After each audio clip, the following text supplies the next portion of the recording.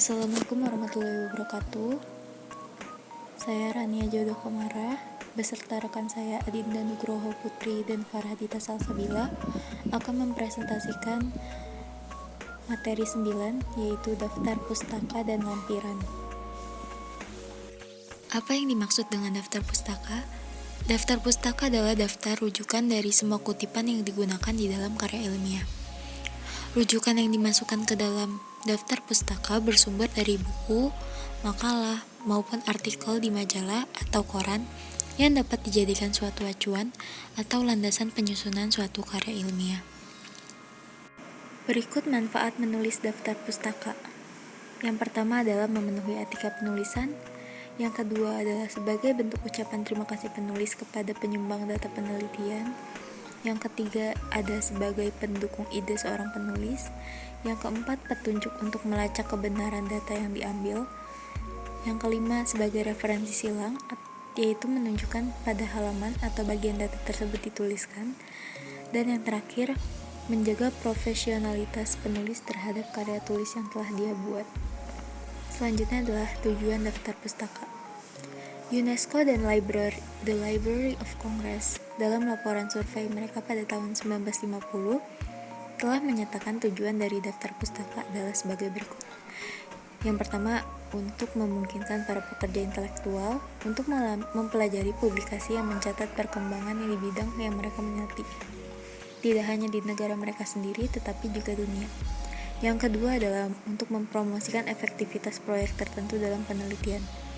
Yang terakhir, untuk berkontribusi pada perkembangan budaya yang berasal dari catatan pembelajaran dan budaya, serta mempromosikan aplikasi yang berguna dari pengetahuan yang ada dan dalam membuat aplikasi yang dikembangkan di suatu negara yang dikenal luas oleh semua negara. Selanjutnya adalah cara penulisan daftar pustaka. Berdasarkan sistem Harvard, cara penulisan daftar pustaka menggunakan nama penulis dan tahun publikasi dengan urutan pemunculan berdasarkan nama penulis secara alfabetis. Publikasi dari penulis yang sama dan dalam tahun yang sama ditulis dengan cara menambahkan huruf A, B, atau C, dan seterusnya tepat di belakang tahun publikasi, atau baik penulisan dalam daftar pustaka maupun sitasi dalam naskah tulisan. Alamat internet ditulis menggunakan huruf italik atau huruf miring. Selanjutnya ada contoh penulisan daftar pustaka menurut sistem Harvard. Yang pertama berdasarkan sumber buku. Conley, D. 2002, The Daily Miracle, 2. An Introduction to Journalism, Oxford University Press, New York, Yang kedua ada berdasarkan sumber jurnal. Hall, M. 1999, tanda kutip 1. Breaking the Silence, 2. Marginalization of Registered Nurse Employed in Nursing Homes, tanda kutip 1, Contemporary Nurse, 4.8, 0.1, HH, 232-237. Selanjutnya, cara penulisan daftar pustaka menurut sistem Vancouver. Cara menulis daftar pustaka dengan metode ini sedikit berbeda dengan metode Harvard. Letak perbedaannya sangat jelas, dan kebanyakan sitasi jurnal ilmiah mengacu pada cara menulis daftar pustaka dengan metode ini. Metode penulisan daftar pustaka yang mengikuti metode Harvard mayoritas diikuti oleh penulis karya tulis ilmiah seperti skripsi, makalah, tesis, dan karya tulis ilmiah lainnya. Secara umum juga mengikuti cara menulis daftar pustaka yang sudah umum, bahkan tidak mengikuti kedua metode tersebut, yaitu metode Harvard dan Vancouver. Rekan saya, Farhadita Salsabila. Selanjutnya, di sini ada contoh penulisan daftar pustaka sistem Vancouver. Yang pertama ada berdasarkan sumber buku. Contohnya, Lowhead JB, Baker MC, Introduction to Veterinary Science, Clifton Park, dalam kurung NY, 2, Thomson Delmar, Learning, 2, 2005. Yang kedua di sini ada berdasarkan sumber jurnal. Contohnya, Lin Haye, Liete, Chan Yewe, C. G.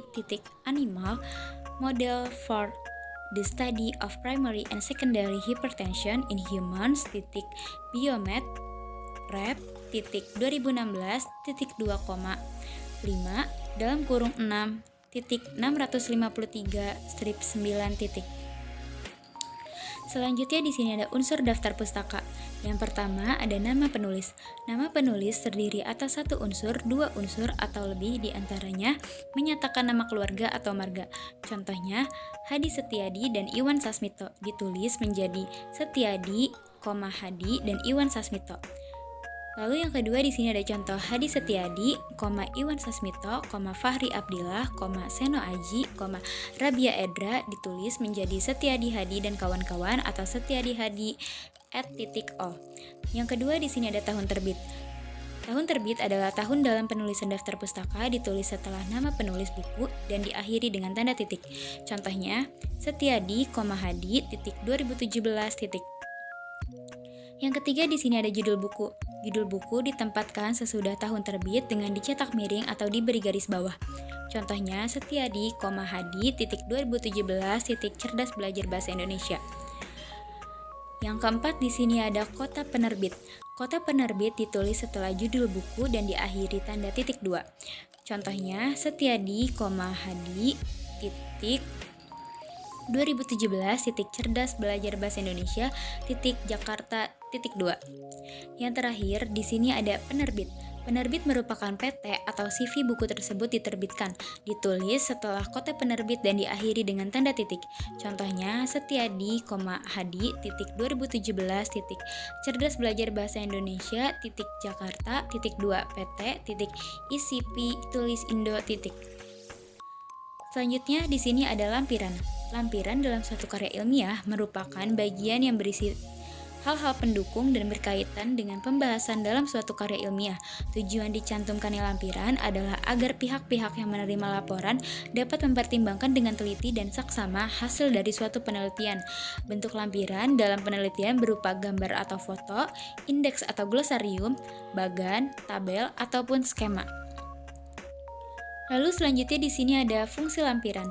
Lampiran berfungsi sebagai tempat meletakkan data tambahan yang mungkin terlalu banyak bila disertakan pada teks utama, misalnya tabel data hasil penelitian, ataupun penjelasan lebih lanjut mengenai topik tertentu dalam buku, misalnya penurunan rumus matematika ataupun gambar.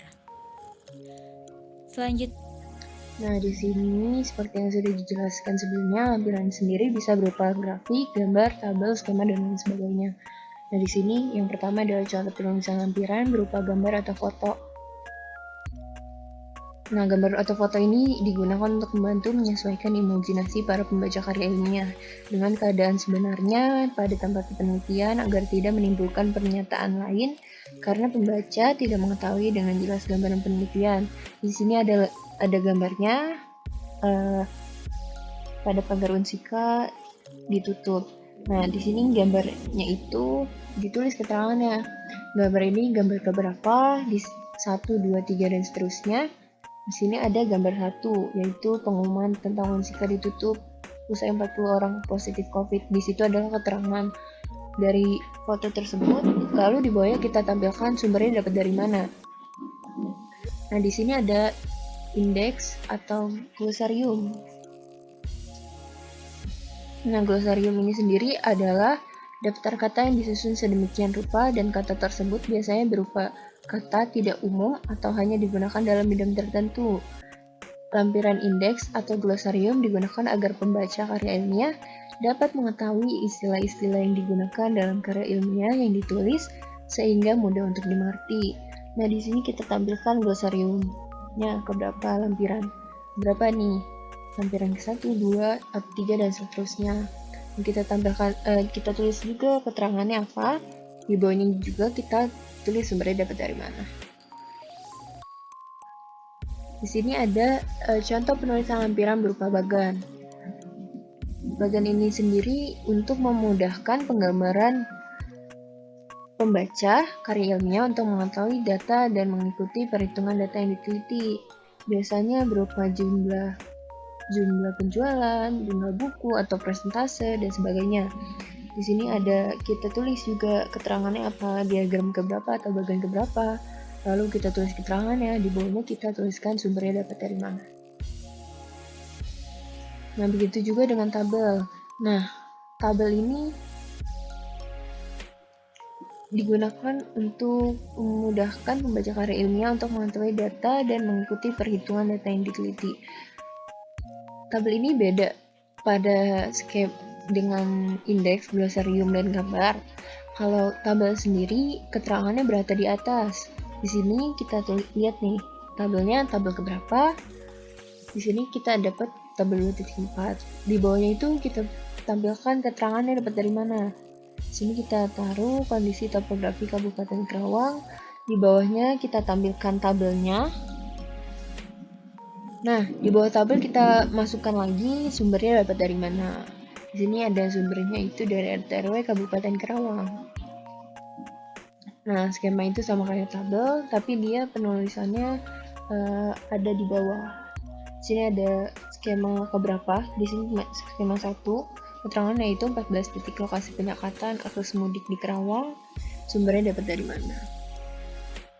Sekian presentasi dari kelompok kami. Mohon maaf bila banyak kekurangan. Wassalamualaikum warahmatullahi wabarakatuh.